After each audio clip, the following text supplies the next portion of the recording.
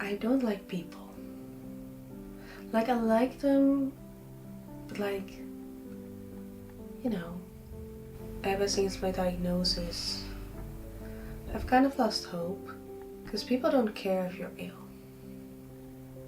When I look into their eyes, I don't see a glimmer of pity or sadness. I see a reflection of, thank God that isn't me. A painting only describing an inconvenience. Me.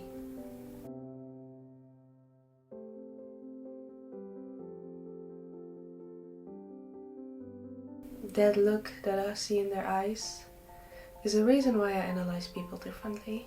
People who want to be virtuous but don't actually do anything about it. People who just like people to be this thing that exists but doesn't bother them. I might speak very pessimistically about it, but I'm serious when I say, watch out. Don't let people treat you normally like they would any other person.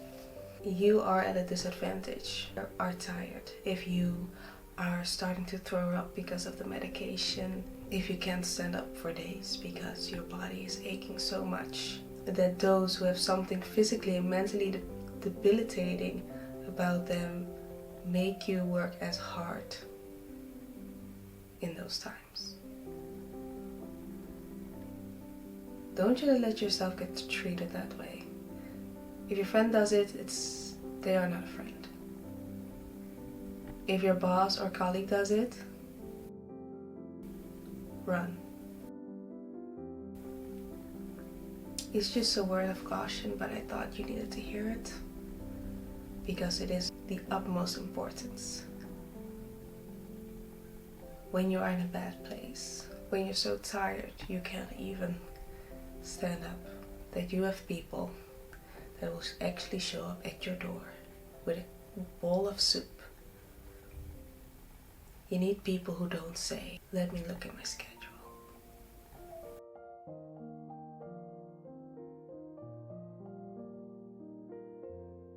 I need to grab hold of the power that I hold, because life at the end is my responsibility, chronically ill or not. I'm in a process of learning how to live differently. I come to different perspectives the way I see the world ever since. But one is always consistent. You're always alone. No matter how many loved ones, no matter how sweet and kind the people around you, you are on your own in that phase of the facade crumbling down.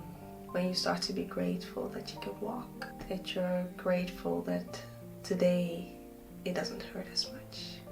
And you're alone until you have met people who want to be a village and are willing to work for that. My sister-in-law is like that. She is very much a Smurf. The village always goes first, and it's rather inspiring, especially when the one receiving such grace is in a very, very dark place. When you lie in that abyss, it feels like you see a hand or some light and you slowly move towards it. But you don't trust it yet. But you move towards it anyway, because it's the only other thing in the room, in that dark place that has a beating heart. I slowly begin to trust that light, because I do want to get out. I still want my farm and 4 goats and dog and cat and bunnies. I think I want bunnies. I'm not sure. Bunnies seem like, oh, I want ducks. I definitely want ducks. Anyway, I move towards that light. Very, very cautiously. But I like that my village has a few citizens.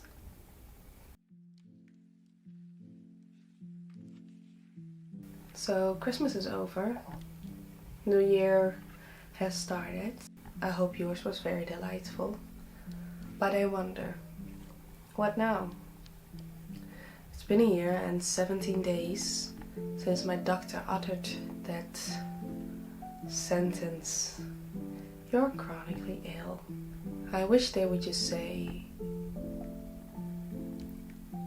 you're ill, I will never get to fix you. You're ill and it's incurable. You're ill and it will always stay with you. This past year I had days where I couldn't walk, as is an example that I use a lot. I had days in the hospital, as you might know. A lot of times my doctor said, I'd like you to come in, because what I hear over the phone, it doesn't sound good. I have learned my lesson. And there's 3 lessons that I will never repeat. Feeling like I can't call in sick at school or work. Just being spontaneous all the time. I forget that, again, chronically, that's the word I always forget. And always being productive. Why has capitalism indoctrinated me so much? So those are the things that I want to focus on.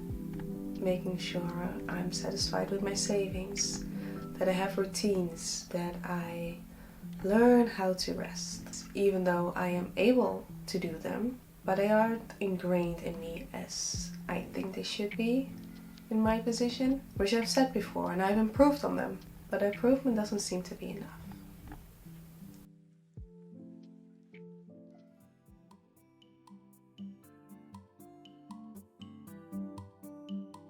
How are you doing? I promise you I'm not crazy or deranged. Just slow down in life. Just relax, sit down, try and annoy as much people as you can in your lifetime. Get a pet if you're not allergic. Well, I am allergic to my cat, but I still have him. Even though he adopted me as his person, which is really funny. What else kind of wisdom can I bibbidi bobbidi flower on you? Be innovative, that's what I want to leave with you. Be innovative, be creative, unless it endangers your existence.